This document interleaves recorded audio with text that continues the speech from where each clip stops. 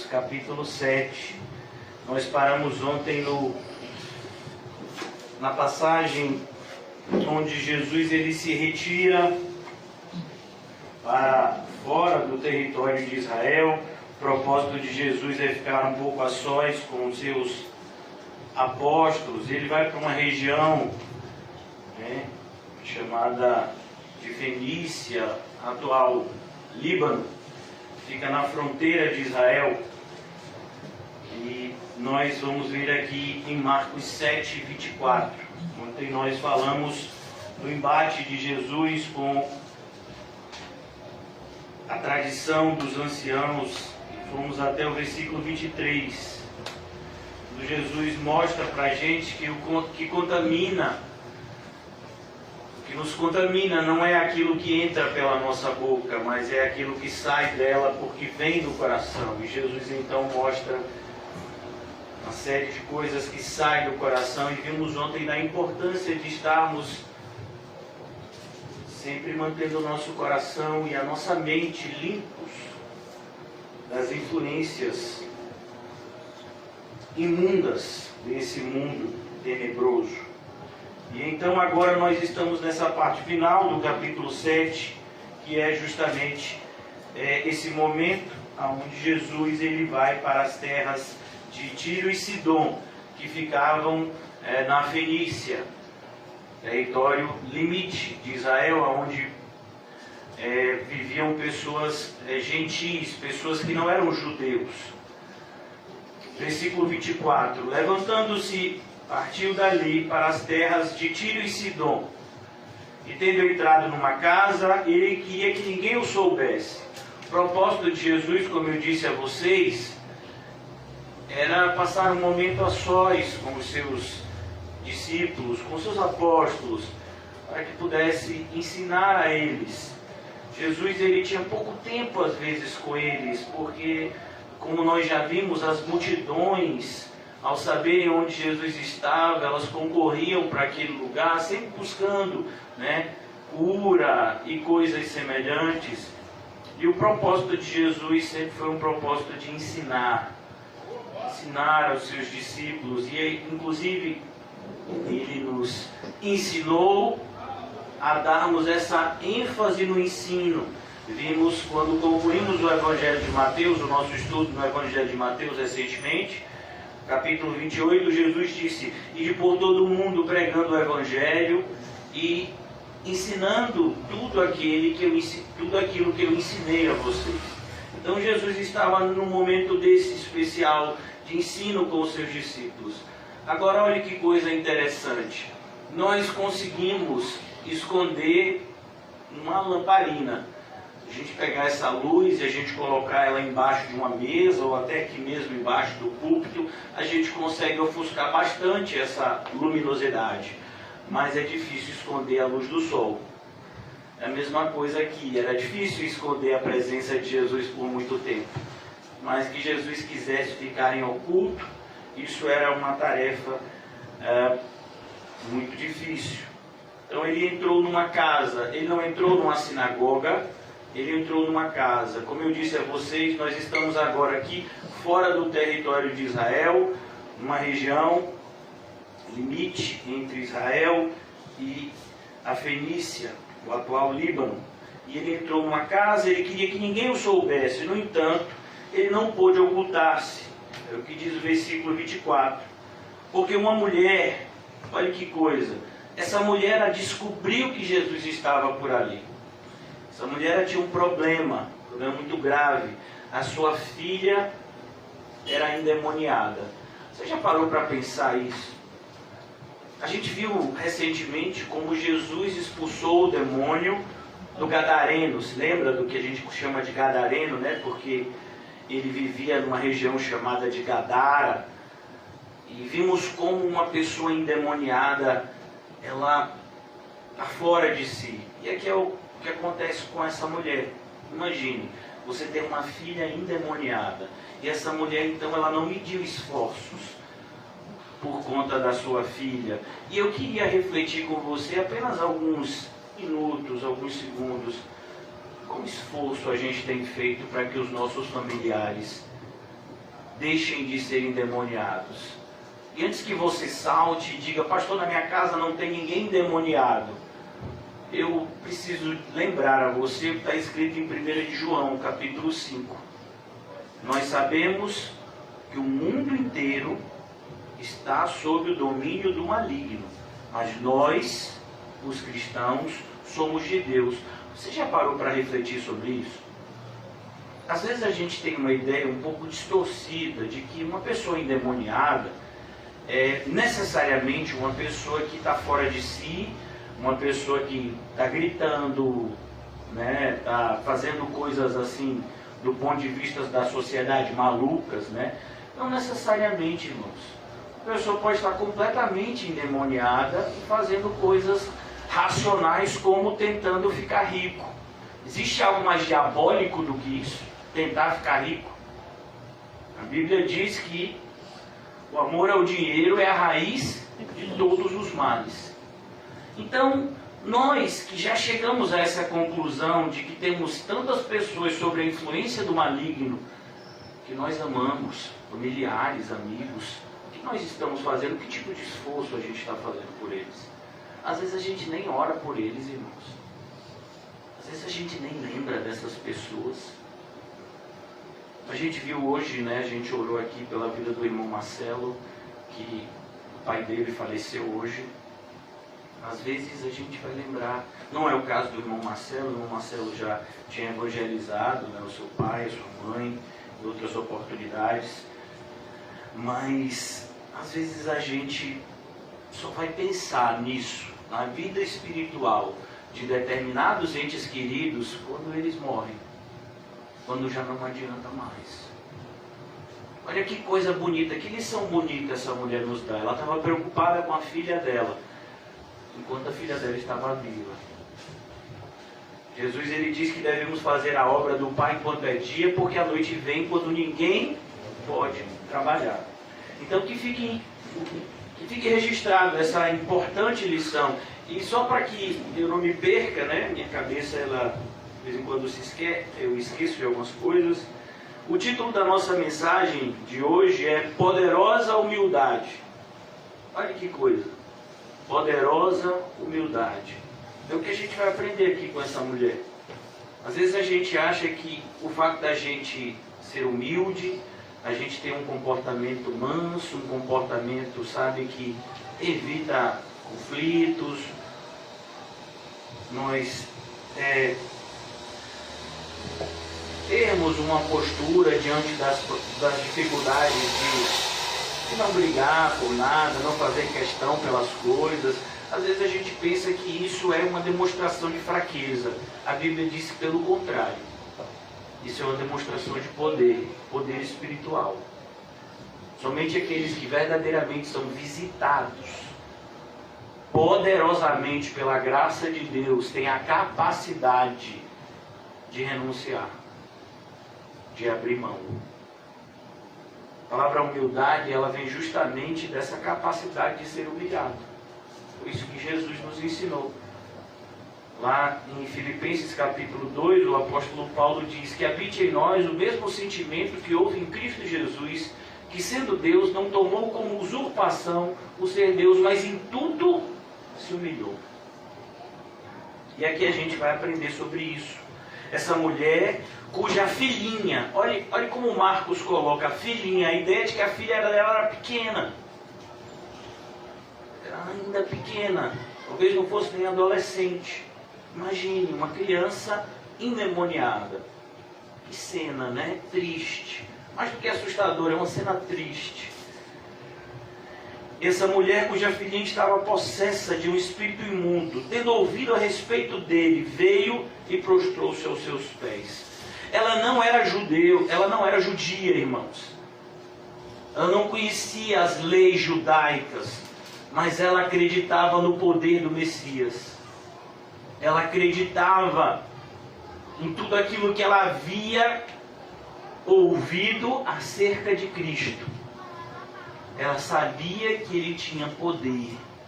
A semelhança daquele outro gentio que veio até o Senhor Jesus e disse: olha, eu não sou digno de que entres em minha casa, e eu sei que o Senhor tem poder de curar o meu servo mesmo à distância. O Senhor não precisa ir lá curar ele. O seu poder vai além disso. Olha que coisa linda. Às vezes a gente acredita que para a gente fazer alguma coisa, a gente tem que tocar, a gente tem que fazer isso. Não, irmãos. A gente subvaloriza demais o poder da oração. Por que você acha que o inimigo não te deixa orar em paz? Você vai perceber, irmãos, quando você começar a ter uma vida de oração, quando você começar a ler a Bíblia e orar, você vai ver como o inimigo, ele se levanta contra essa atitude. Porque ele sabe como isso é poderoso no mundo espiritual. Uma pessoa que maneja bem a palavra de Deus, uma pessoa que vive em comunhão com Deus por meio da oração, é uma pessoa que no mundo espiritual é temida pelos demônios. Vejamos o exemplo de Paulo. E aqui essa mulher então, ela vai até Jesus, ela se prostra, se prostrar, irmãos. A gente já viu, isso é adoração. Lembra do capítulo anterior, quem se prostrou foi o demônio, né? Ele endemoniado, gadareno, ele se prostrou diante de Jesus. E aqui essa mulher, ela se prostra diante de Jesus. Versículo 26, essa era uma mulher grega, ou seja, ela era influenciada pela religiosidade grega. Nós costumamos chamar, hoje em dia, né, de mitologia, né? Então, essa mulher, ela acreditava em Zeus, ela acreditava em Poseidon, ela acreditava nesses deuses gregos, mas ela tinha ouvido falar desse Cristo dos judeus. E ela então foi atrás dele. E ela aprendeu a diferença do Cristo verdadeiro para os falsos deuses que antes ela cria. Ela era grega, de origem sírio-fenícia. A ideia sírio-fenícia é a localidade de onde ela morava. Ela morava naquela região ali, entre a Síria e a Fenícia, como eu disse a vocês. A região que ficava no limite de Israel. E rogava-lhe que expelisse de sua filha o demônio. Então ela pedia, ela clamava. A ideia de rogar significa pedir em alta voz, pedir insistentemente. Mas Jesus lhe disse, olha que coisa, deixa primeiro que se fartem os filhos. Perceba que Jesus aqui, irmãos, já está adiantando o que aconteceria comigo e com você. Você é judeu? Eu também não sou. Eu acredito que ninguém aqui é judeu. Ou tem qualquer tipo de ascendência judaica. Nós somos o que a Bíblia chama de gentil. Nós não tínhamos qualquer conhecimento do Antigo Testamento antes de sermos evangelizados. Não fomos circuncidados, não fomos apresentados, não íamos à sinagoga, mas o Evangelho chegou para a gente. E aqui Jesus ele vai dizer que do ponto de vista cronológico chegaria a vez daquela mulher, chegaria a vez do povo dela. O apóstolo Paulo colocou isso inclusive na carta aos Romanos, porque o Evangelho é o poder de Deus para a salvação de todo aquele que nele crê, primeiro do judeu e depois do grego. Isso não está falando do ponto de vista preferencial, isso está falando do ponto de vista organizacional. Deus organizou as coisas cronologicamente desse jeito. Primeiro, o Messias viria à nação de Israel. O Messias vem para os seus. E se cumpriu, ele veio para os seus e os seus não receberam. Mas todos quanto receberam, tanto judeus quanto não judeus, deu-lhes o poder de serem feitos filhos de Deus. Então Jesus não está dizendo para essa mulher que no caso dela o Evangelho não era para ela. Não, olha o que Jesus diz. Deixa primeiro que se fartem os filhos. Os filhos, nesse sentido, era aquela nação que havia sido preparada durante anos para a chegada do Messias. Deus havia escolhido o patriarca Abraão. Deus havia escolhido 1000 anos depois o filho de Jessé, chamado Davi. Deus havia feito promessas a esse povo de que o Messias viria para ele. E o último profeta do Antigo Testamento, o profeta Malaquias, ele havia dito como o Messias apareceria, como Elias viria primeiro, tudo isso descrito. E Jesus vem cumprindo todas essas promessas. Mas também é dito no Antigo Testamento que o Messias, ele não estaria, o seu poder de ação não estaria restrito apenas ao povo de Israel, mas ele alcançaria o mundo inteiro. Então Jesus aqui, ele dá uma lição de Bíblia para essa mulher. Às vezes a gente fica tão preso, né, a ideia de que chamam ela de cachorrinho, não, que ofensa, que absurdo. Nós somos pessoas que nos ofendemos com qualquer coisa. Quando a gente ouve, por exemplo, João Batista chamar o povo de raça de víboras, a gente diz, ó, que homem mal educado. E aí os filmes, né, os desenhos bíblicos mostram João Batista com os cabelos rupiados, parecendo um doido, gritando, né? João Batista não era uma pessoa maluca não, irmão. João Batista era uma pessoa inteligente, sábia. E quando ele fala raça de víboras, ele está dando uma lição de teologia bíblica. Vocês fazem parte da descendência da serpente. Arrependam-se para que vocês sejam adotados como filhos de Deus. É isso que ele está dizendo. Ele não está ofendendo os seus ouvintes. A mesma coisa é Jesus aqui. Jesus não está ofendendo essa mulher. Jesus apenas está mostrando para essa mulher como ela estava diante do plano de Deus. O que é um cachorrinho? O que é um animal? O animal é um ser que não raciocina. Eu sei que tem gente que fala com cachorro. Eu espero que ninguém aqui faça isso, né? Uma vez uma senhora chegou para mim e disse, pastor, meu cachorro fala. Eu disse, ou ele está endemoniado, ou a senhora está com algum problema. Porque uma das características que nos diferenciam dos demais animais é justamente o raciocínio. A gente é capaz de raciocinar e de se comunicar por meio de palavras. Então cuidado, né? A gente está vivendo nessa era pet, onde as pessoas amam mais bicho do que gente. Cuidado. Mas Jesus disse, deixa primeiro que se fartem os filhos. Olha que coisa bonita. Em outro momento, no Evangelho de João, Jesus disse, eu sou o pão da vida.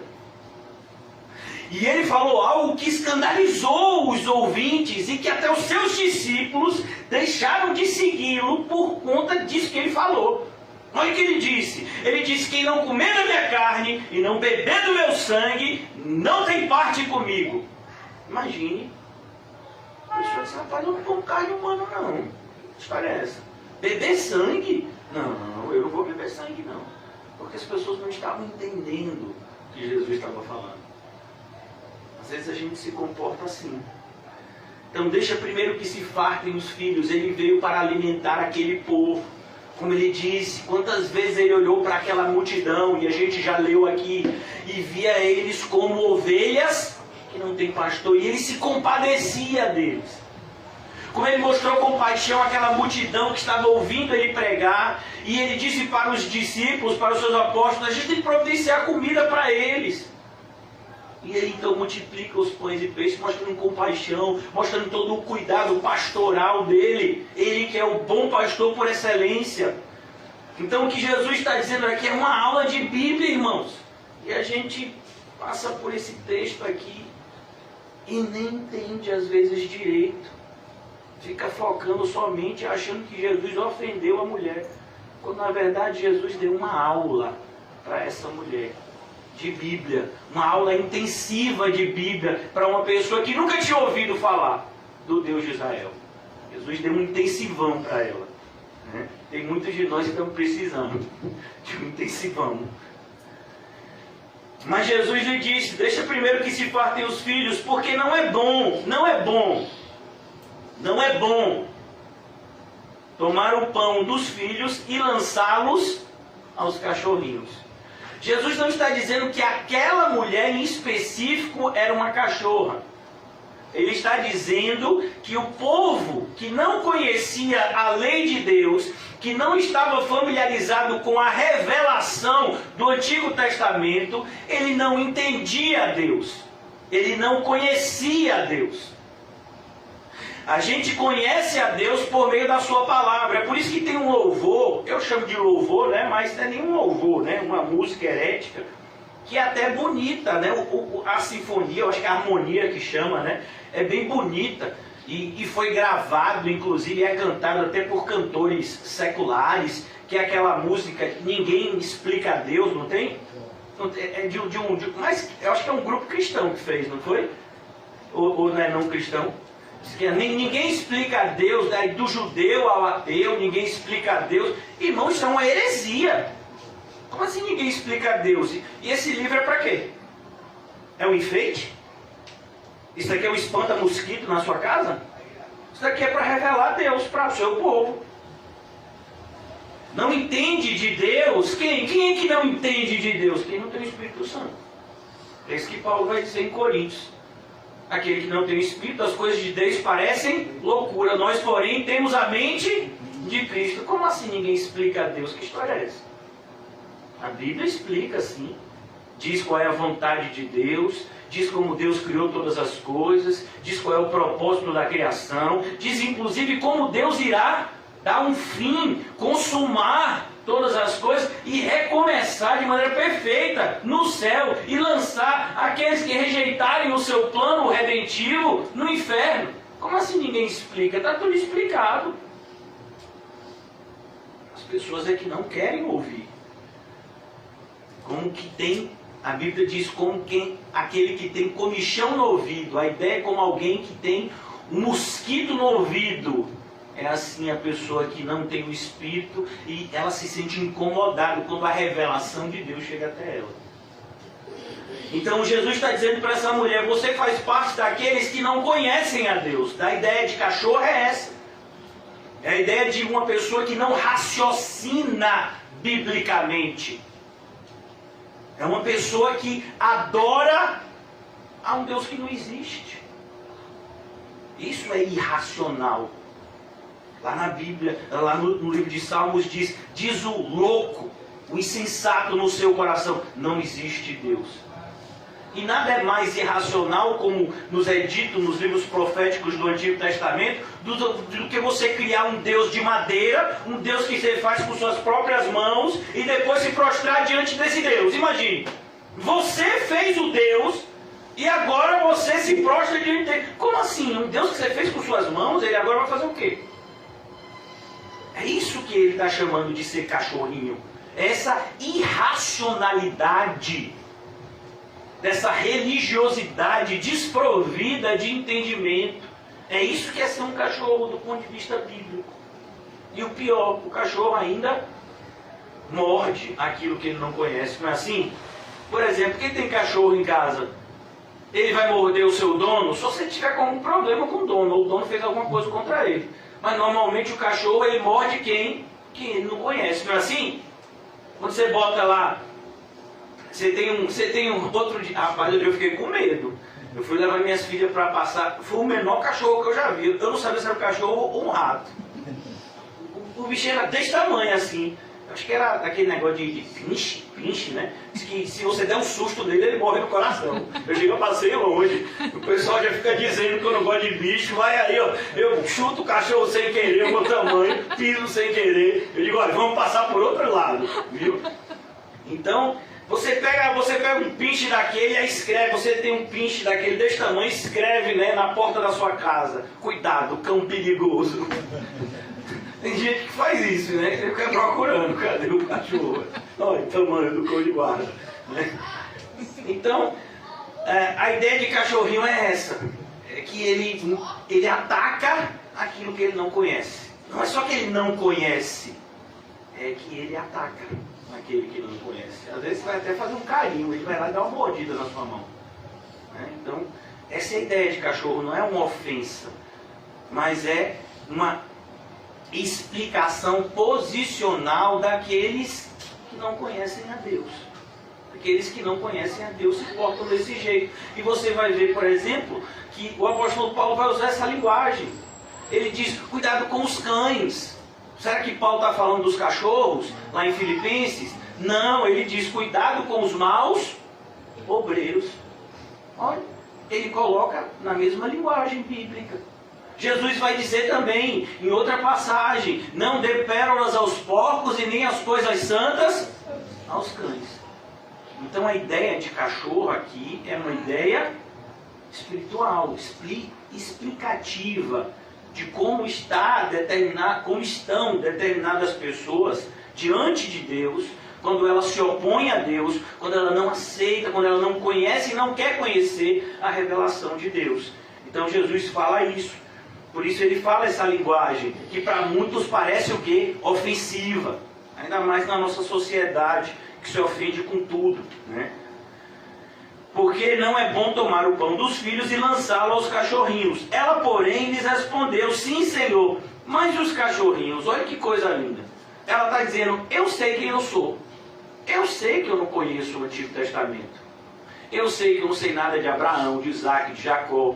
Eu não sei nada da lei de Moisés. Eu não sei do Decálogo. Eu não sei, sabe, do livro de Levítico, que aponta para os sacrifícios cerimoniais. Eu não sei nada do Cordeiro de Deus que tira o pecado do mundo. Eu nem entendo acerca de pecado direito, né? Mas assim, uma coisa eu sei. Olha que coisa.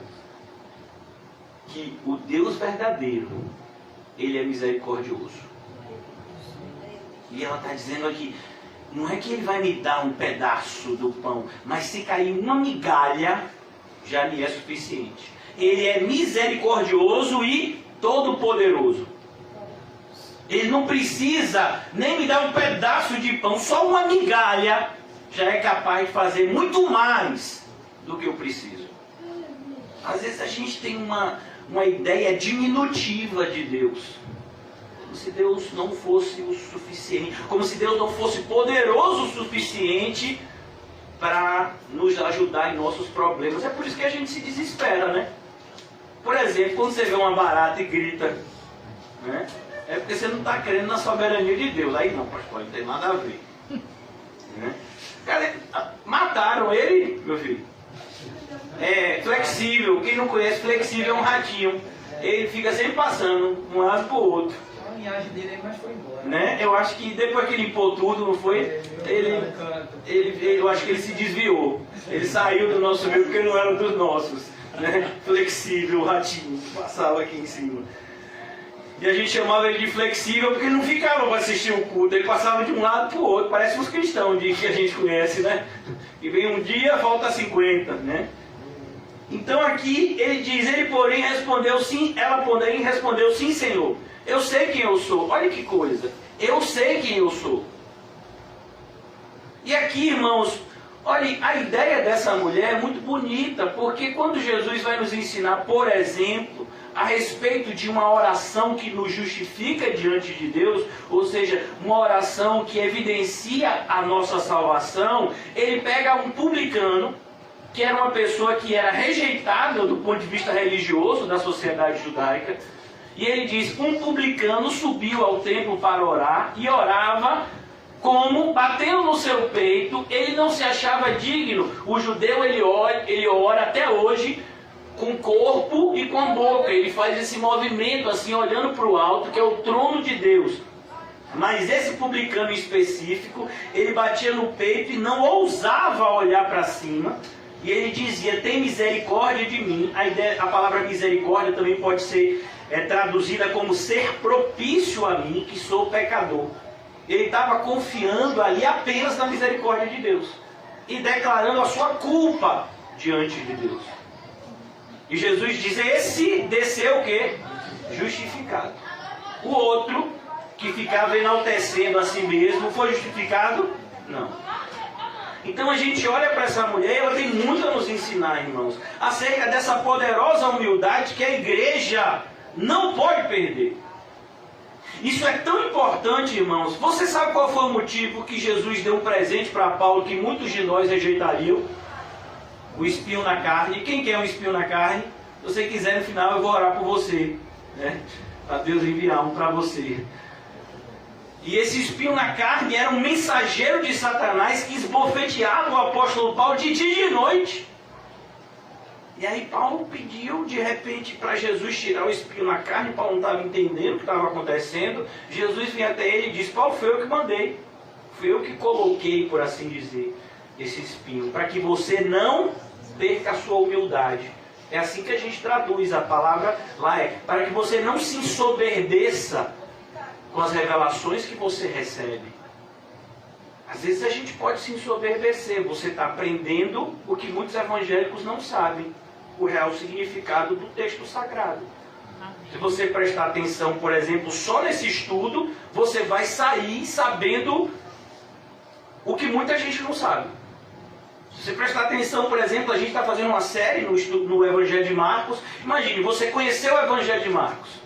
Daqui a pouco você se ensoberbece. Mas por que você está soberbo? Se você tem algum tipo de conhecimento, foi Deus que te deu. Você vai ficar se ensoberbecendo com isso? Parece um pessoal que tira foto na frente do carro dos outros, né? Para aparentar que é seu, né? Você conhece gente que faz assim, bota no Facebook, né? Tira uma foto na frente do carro e bota no Facebook. Aí o pessoal fica: rapaz, fulano tá bem, você viu, rapaz?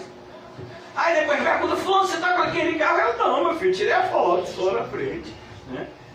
Cuidado, não se ensoberbeça, seja humilde, cultive a humildade e tome cuidado com o orgulho.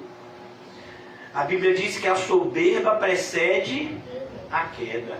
Deus dá graça ao humilde, mas ele resiste ao soberbo. Então aqui, ó, porque não é bom, mas ela diz: sim, Senhor, mas os cachorrinhos debaixo da mesa, ó a posição dos cachorrinhos, debaixo da mesa, tá perto do dono, comem das migalhas que caem das crianças. Olha que coisa linda. E olha a resposta de Jesus. Então ele disse: por causa desta palavra, ó, por causa desta palavra, porque ela se posicionou desse jeito. Olha a diferença. Quem se lembra do texto que fala de um jovem rico que se aproxima de Jesus? Bom mestre! E Jesus já dá logo um chepo nele, né? Essa palavra chepo é velha, viu? É da minha idade. Jesus vai lá e diz: ninguém é bom. Quem gosta muito dessa palavra é Quinho, né? Se ele disser para Quinho assim: fulano é uma pessoa gente boa, Quinho de roupa, ninguém é bom senão Deus. E ele está certo. Só tem um que é bom, que é Deus, e Jesus é Deus. E ele chegou e disse para esse jovem: olha, só tem um que é bom, que é Deus. Por que Jesus diz isso? Jesus está querendo ser mal educado com o jovem que estava elogiando ele? Não, mais uma vez Jesus estava ensinando. Jesus estava dizendo: você está me vendo como mestre. Se você me vê só como mestre, eu não posso te ajudar tanto. Agora, se eu for o seu Deus, aí eu salvo você. Aí tem algum lucro na sua vida. Mas se você me enxergar apenas como um professor do judaísmo, como um bom rabino, isso não vai trazer grande lucro para a sua vida. Agora, se eu sou o seu salvador, aí sim, aí você está salvo. Então aí Jesus diz para aquele jovem: vai, vende tudo que tem, dá aos pobres, depois vem e me segue. Mas antes Jesus disse outra coisa: dá tudo que tem aos pobres, terás um tesouro no céu. Olha que coisa boa, irmão. Depois vem e me segue. Essa é a primeira e única vez que eu vi alguém ficar triste por ser rico. Você já viu alguém comentando com você: rapaz, estou tão triste, o que foi? Ganhei 5 milhões. Sei o que eu faço? Meu irmão Fábio botou 50 mil reais na minha conta. Diz ele: foi Deus que mandou, eu estou tão preocupado, varão. Sei o que eu faço?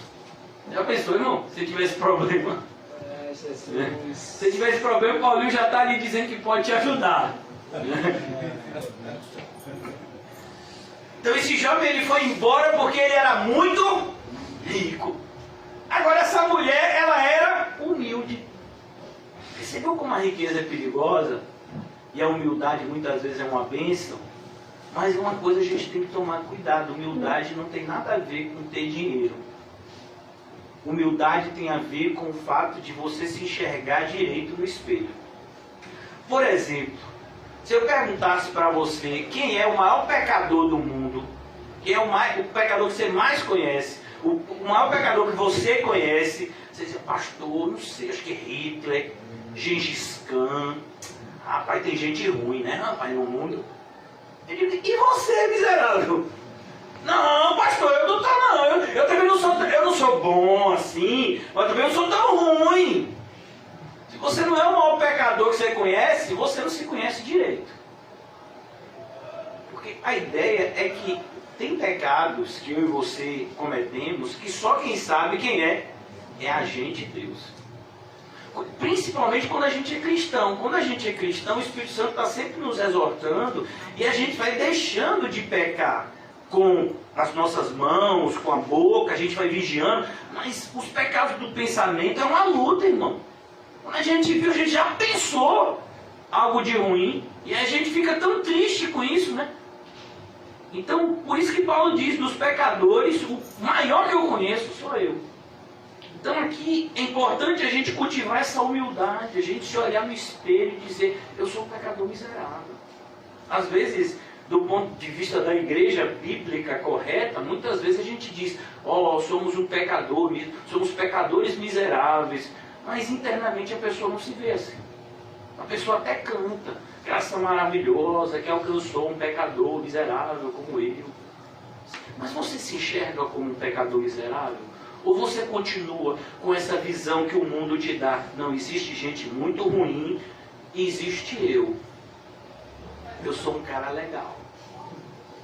Eu não sou tão bom assim como alguns. Eu não sou uma irmã massinha da vida. Sabe? Eu não sou um Edeval, que até o cacho de cabelo abençoa. Mas eu também não sou uma pessoa ruim. Eu não sou, sabe, como o fulano que matou, como não sei quem que fez isso, como não sei quem fez. Eu sou, sabe, eu sou um cara legal, eu sou uma pessoa assim que gosta da vida, eu gosto de ajudar. Você gosta de quê, meu filho? Você gosta de ajudar, né? Tá certo. Depois eu vou fazer um teste de ajuda com você. Então, é bom que a gente se enxergue desse jeito. Eu já expliquei para vocês a teologia disso daqui. Eu já expliquei por que Jesus está falando isso e por que essa mulher está respondendo isso. Mas aqui tem essa importante lição que a gente não pode perder. Essa exortação à humildade. Por mais que a gente conheça, a gente tem que entender que a gente ainda conhece muito pouco. Por mais que a gente esteja se santificando, a gente tem que ter essa humildade, esse reconhecimento de que a nossa santificação ainda é muito pouca. Olha, um dos homens que foi, que até hoje, né, reverenciado nos Estados Unidos como um dos maiores filósofos, um dos maiores pastores, um dos maiores escritores de todos os tempos, era um evangélico chamado Jonathan Edwards. E ele tem uma frase, uma das frases famosas dele, que ele diz o seguinte: eu preciso me arrepender até do meu arrependimento, que é tão superficial. Se você olhar para a maneira como ele vivia, irmão, você fica assustado. Ele jejuava quase toda semana. Era magrinho o bichinho. Vivia estudando a Bíblia. Ele escreveu com 18 para 19 anos uma série, né? Tipo... uma série de ordenanças para ele mesmo. Eu me esqueci o nome que é dado, né? Depois isso foi feito em formato de livro, né? E ele escreveu vários pontos com 18 para 19 anos do que ele deveria, do que ele queria ser para que ele fosse um cristão correto. E ele, um dos pontos é: eu vou fazer de tudo possível para ser o cristão mais perto de Cristo da minha geração. Aí você diz, que camarada orgulhoso. Então seja o cristão pior da sua geração. Sabe? É a gente entender que a gente ainda falta muito, irmão. Às vezes a gente está medindo a nossa justiça pela injustiça. Não, a gente tem que medir a nossa justiça pela justiça de Cristo. Olha a diferença. Falta muito ainda. Tem alguém aqui que está parecido com Cristo? Tem alguém aqui que está com as marcas de Cristo no corpo? E aí, irmão? A gente vai se contentar com essa vida, me perdoe até a palavra, mas é um reconhecimento. A gente vai se contentar com esse cristianismo medíocre da igreja moderna?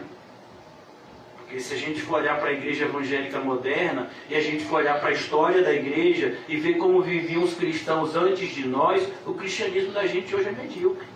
Hoje você ser cristão é capaz de você até receber uma promoção no seu emprego.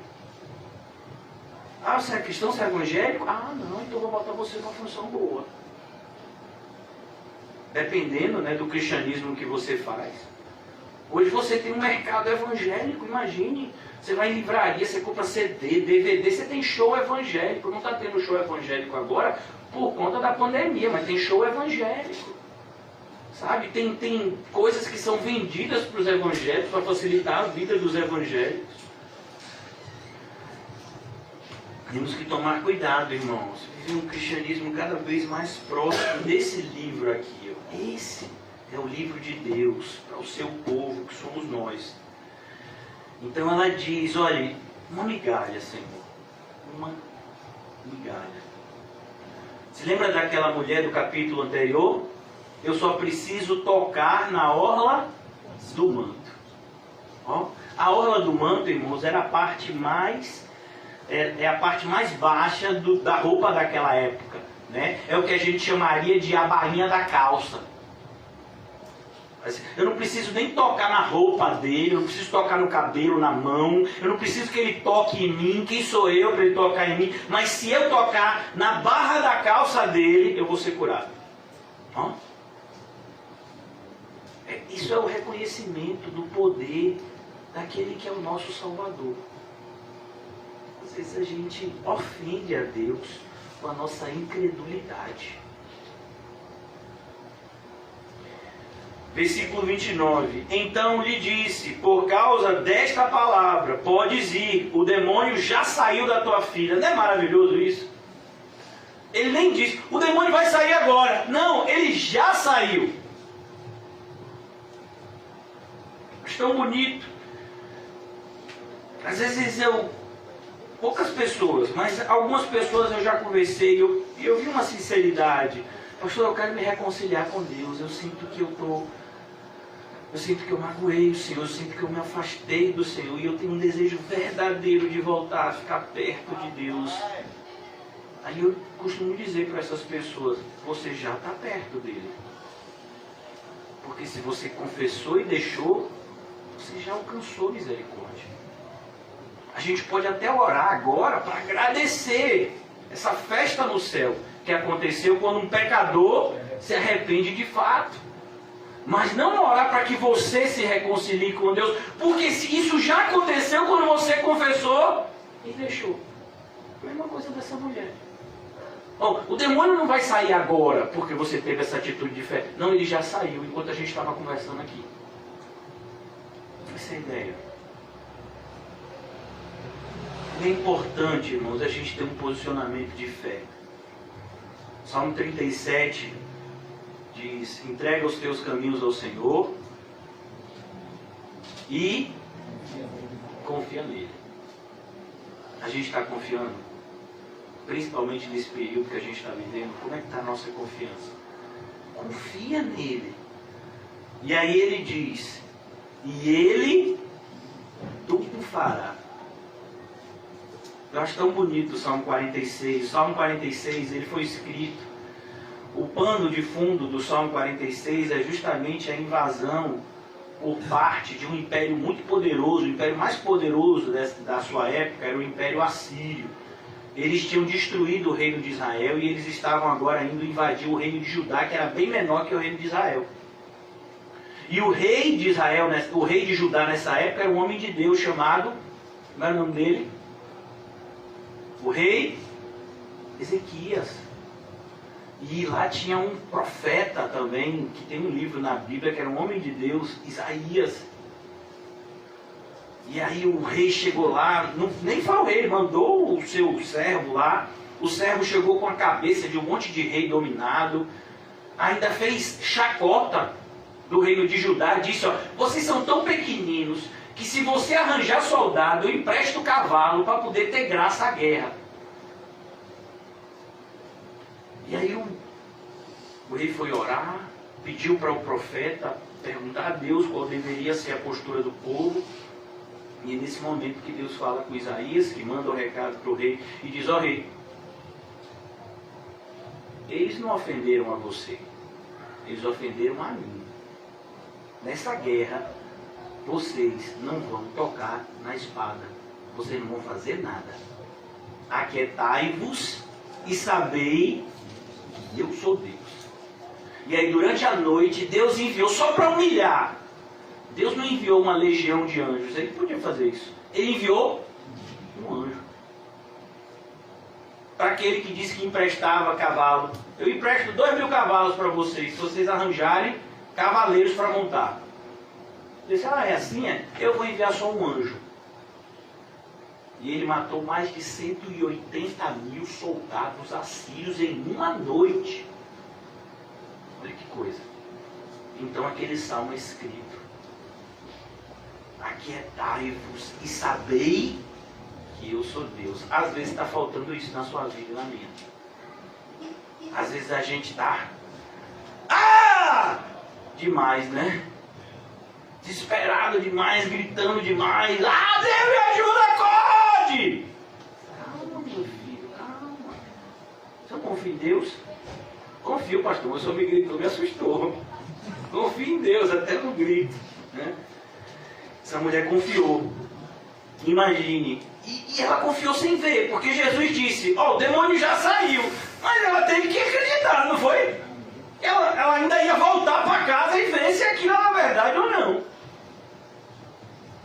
Será que a gente acredita? Deus disse: hoje. Eu não tenho poder nenhum, viu? O único poder pode existir na minha vida é o poder de pregar a palavra de Deus, se o Espírito Santo me conceder. Mas assim, se Deus falar ao seu coração hoje, que Ele vai mudar a sua sorte hoje, você acreditaria? Ou você teria uma postura como tantos, como Zacarias? Mas é porque eu já sou velho, Isabel também, já passou da idade, ela ainda é estéril. Eu sei, viu, anjo, que o senhor está dizendo aí que ela vai ter filho. A gente sempre sonhou em ter um filho. Eu sabia, era o sonho dela, o sonho meu quando a gente se casou. Mas não deu, né? Imagine. O anjo vem para dar uma notícia. Olha, as tuas orações foram ouvidas, Zacarias. A gente está assim, irmão. A gente ora por determinadas coisas que, se Deus dissesse: vou fazer isso hoje, a gente se assustava. Vamos imaginar, por exemplo, quem aqui ora para que haja um avivamento nesse bairro aqui, no Alto das Pombas? Quem ora? Eu oro, irmão. Você já pensou? Hoje é terça, né? O próximo encontro é sexta. Você já pensou se sexta-feira, como você chegasse aqui, você não conseguisse nem entrar na igreja, de tanta gente que ia ter aí na porta querendo assistir o culto? Qual seria a sua reação? Não, será que está distribuindo? Será que a vacinação é na igreja? O pastor nem me falou. Porque para ajuntar gente é a vacina do Covid, né? Rapaz, estão vacinando na igreja, o pastor nem me diz. Rapaz, aquele pastor sei não, viu, rapaz? Eu vou falar com o Quinho. Quinho, tá tendo vacinação na igreja, você não me falou, rapaz. Estão distribuindo cesta básica, só pode ser. E hoje em dia, para juntar gente, tem que distribuir cesta básica, dinheiro ou tá vacinando, né? Uma das três coisas. Nenhuma das três, é o Espírito Santo que está avivando as pessoas. Aí você entra aqui e tem um monte de gente no chão chorando, convencido do seu pecado, querendo ouvir uma palavra de Deus. Se Deus fizesse isso, qual seria a sua reação? Não sei não, acho que esse povo é tudo hipócrita. Sai lágrimas são de um crocodilo. Tô chorando aqui hoje, mas amanhã nem tá aqui mais. Às vezes o nosso coração já está endurecido, né? A gente é uma pessoa da igreja, a gente diz: não vai durar muito não, mano. Ali já conheço logo. Aquele tipo ali já viu um bocado. Entra, fica uns 2 dias, 3, depois pro gás. Tem alguém aqui que é botijão de gás? Eu penso que vocês são seres humanos. Então, a nossa incredulidade é ofensiva a Deus, irmãos. Se Jesus disser que vai fazer algo na nossa vida, você crê? Eu creio, pastor. Será? A Bíblia diz que Jesus está voltando. E quando ele voltar, ele vai encontrar fé na terra? Será que ele vai encontrar? Eu espero que sim. A fé vem pelo ouvir e o ouvir a palavra de Deus. Voltando ela para casa, achou a menina sobre a cama, pois o demônio já havia deixado. Olha que coisa bonita, irmãos. Marcos ainda dá essa aqui, ó, pra gente. Essa informação preciosa. Ela voltou para casa. E provavelmente ela deve ter voltado para agradecer, para o pessoal saber. E agora Jesus vai curar um surdo e gago. De novo, versículo 31. De novo, se retirou das terras de Tiro e foi por Sidom até o mar da Galileia. Jesus estava passeando, por assim dizer, ele estava andando pela região limite, né, pela fronteira de Israel, tentando evitar, né, o acúmulo de pessoas que seguiam toda vez que ele entrava no território de Israel. Através do território de Decápolis. Se lembra desse território? Se lembra que foi nesse lugar que Jesus expulsou a legião, que foram para os porcos? Se lembram? Jesus voltou para lá. Então lhe trouxeram um surdo e gago. O pessoal não queria que Jesus ficasse lá, mas ele queria que enquanto Jesus estivesse passando, fizesse uma cura. Tem gente que é assim, né? Jesus, eu não estou afim de compromisso com o Senhor, mas se o Senhor puder aliviar a minha vida, eu te agradeço. Eu estou com a dor aqui na coluna, se o Senhor puder dar uma passada aqui, já evita eu comprar gelol, anti-inflamatório, não é não? Estou com problema, né? Esse negócio desse auxílio aí, eu não sei se vai entrar, se o Senhor puder dar uma passada na minha carteira e deixar uns reais lá dentro. Estou agradecido, viu? De novo se retirou das terras de Tiro e foi por Sidom até o mar da Galileia, através do território de Decápolis. Marcos está descrevendo a trajetória de Jesus. Então lhe trouxeram um surdo e gago. Imagine, irmãos, ser surdo já é problema. Você vai dar risada, mas isso é sério. O irmão José me contou um fenômeno que aconteceu durante uma venda, né? Todos sabem que o irmão José trabalha com comércio de colchões. Ele não está aqui hoje, que ele está dodói. A gente já orou por ele no começo, vamos orar por ele no final. E ele disse que tem uma vendedora que trabalha na loja que ela é meio gaga. E ela teve um problema muito grande, que ela tentou se comunicar com um... Era mudo, né? O cara não era surdo, era mudo. Imagine, irmão. O mudo querendo falar e ela querendo responder, e ela era gaga. E normalmente o pessoal que é mudo assim, ele olha muito para o lado, né? Para poder entender a pessoa. Rapaz, foi uma dificuldade. Mas no final eles conseguiram se comunicar, não conseguiram, irmão? Foi, que um está testemunhando ali que conseguiu se comunicar. Agora, imagine uma pessoa que além de surdo, ele era o quê? Gago. Rapaz. Então lhe trouxeram um surdo e gago e lhe suplicaram que impusesse as mãos sobre ele.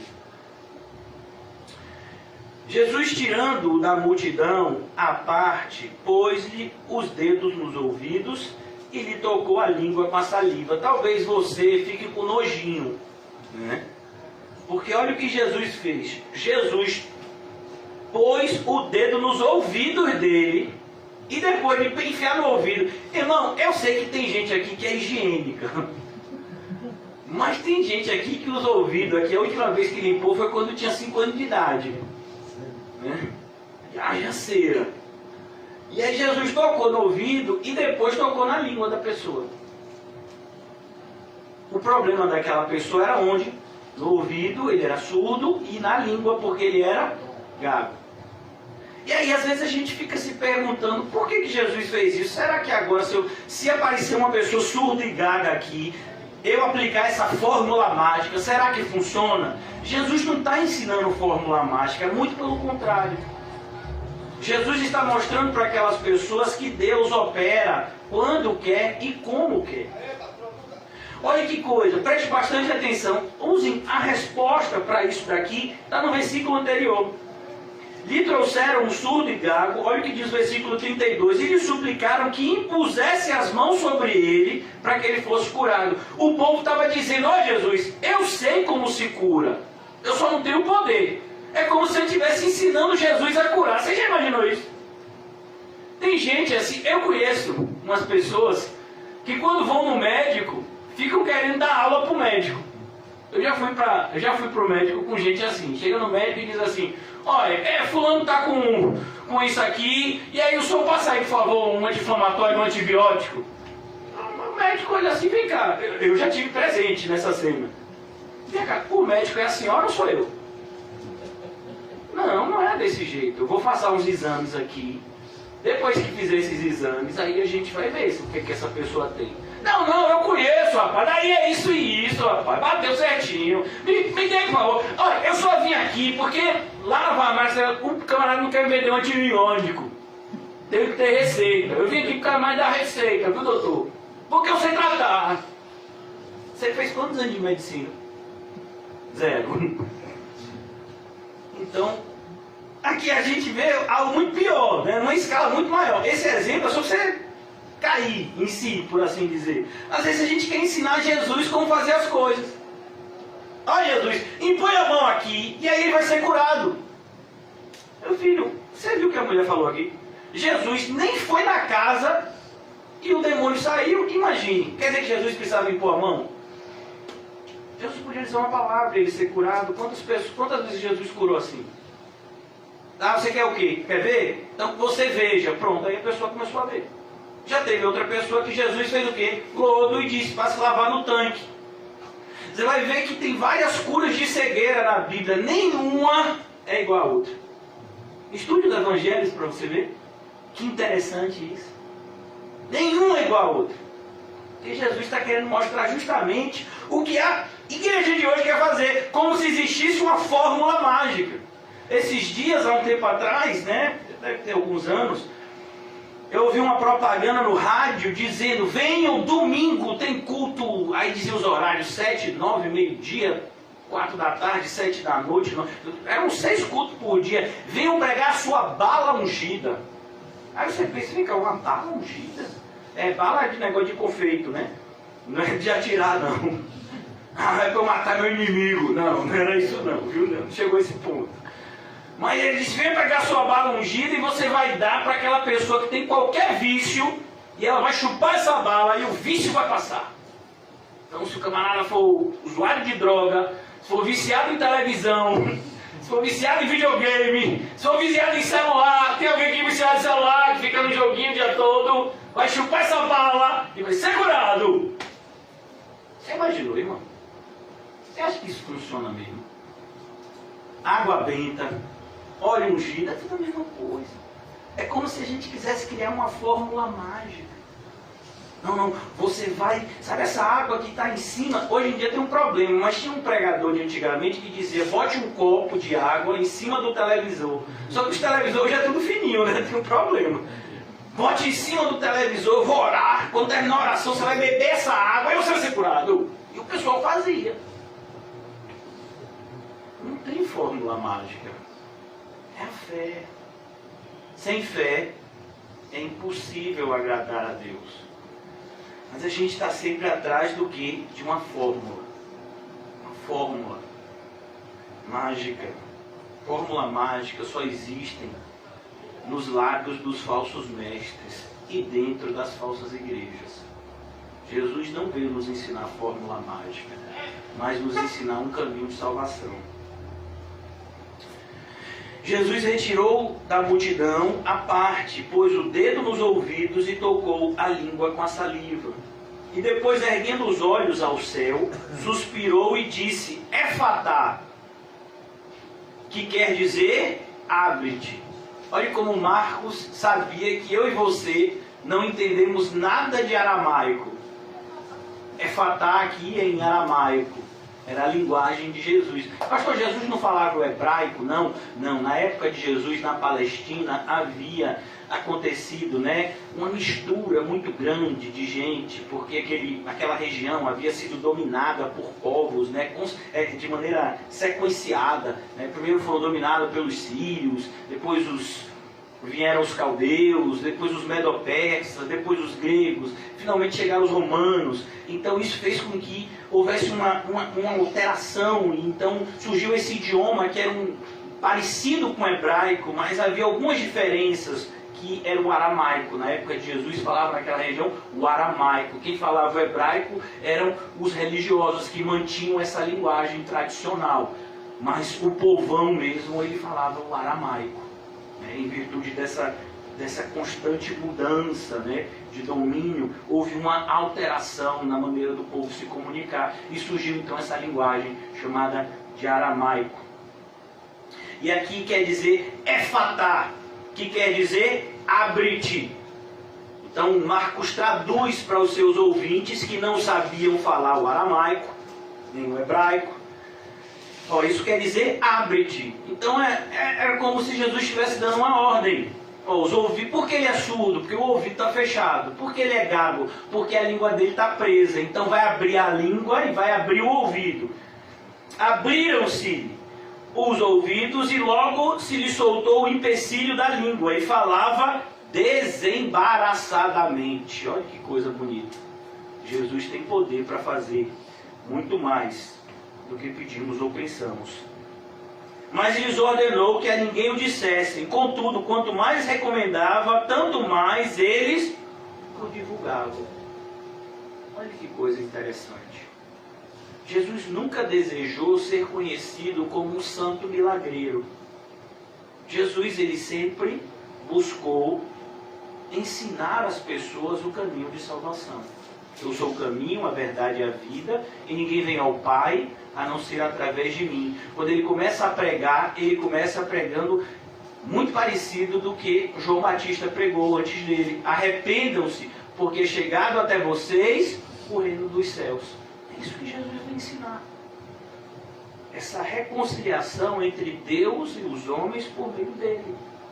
Ele não veio aqui para facilitar a nossa vida aqui na terra, mas ele veio aqui para nos proporcionar a entrada no céu. Aqueles que creem no seu nome não verão a morte, mas já passaram da morte para a vida. Você crê nisso? Então todos os seus temores acabaram. Versículo 37. Maravilhavam-se, eu concluo aqui, sobremaneira, dizendo, tudo ele tem feito esplendidamente. Eu acho maravilhoso essa frase de Marcos. A ideia é, tudo que Jesus faz, ele faz bem feito. E aqui, irmãos, não tem como você ler essa passagem e não se lembrar de um texto da Bíblia que está lá em Gênesis, capítulo 1 e 2. Quando Deus Pai, quando Deus Espírito Santo estão juntos na criação. E eles estão criando todas as coisas que a gente conhece. E algumas até que a gente ainda nem conhece. Né? A gente não conhece todo o universo. E Deus criou todo o universo. E ele vai criando e diz, e Deus criou isso e era bom. E Deus criou isso e era bom. Aí quando diz que Deus criou o homem e a mulher, né, e fez eles dois, a sua imagem e semelhança, e diz, e isso era muito bom. Olha a vontade de Deus para a sua vida e para a minha vida. Ela é boa, ela é perfeita e ela é agradável. Você já parou para pensar nisso? Eu gosto muito, eu já vou fechando aqui a Bíblia para a gente orar, eu gosto muito da frase de um puritano do passado, que ele diz, olha, se o pecado tem nos trazido tanta tristeza e infelicidade, deixe a santidade encher o seu coração de alegria. Olha que coisa interessante, irmãos. Perceba que grande parte das nossas tristezas, se não todas elas, são por conta dos nossos pecados. Nós aprendemos no livro de Lamentações, de que se queixa o homem, a não ser dos seus próprios pecados. Se o pecado até hoje trouxe tanta tristeza à nossa vida, que a santidade inunde a nossa vida, trazendo alegria. Vamos orar. Obrigado, Senhor, pela oportunidade de te conhecer um pouco mais. Tua palavra diz que nós devemos conhecer e prosseguir em conhecer o Senhor. Tua palavra diz que nós devemos crescer na graça e no conhecimento de Ti. Ajuda-nos, Senhor Jesus, nesse processo bendito de santificação pelo Espírito e pela palavra, e pelo Espírito, que atuam juntamente, nos tornando mais parecidos com o Senhor.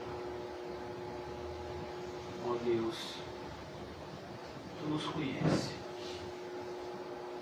Conhece cada um de nós aqui. Sabe as nossas limitações, as nossas imperfeições, as nossas fraquezas.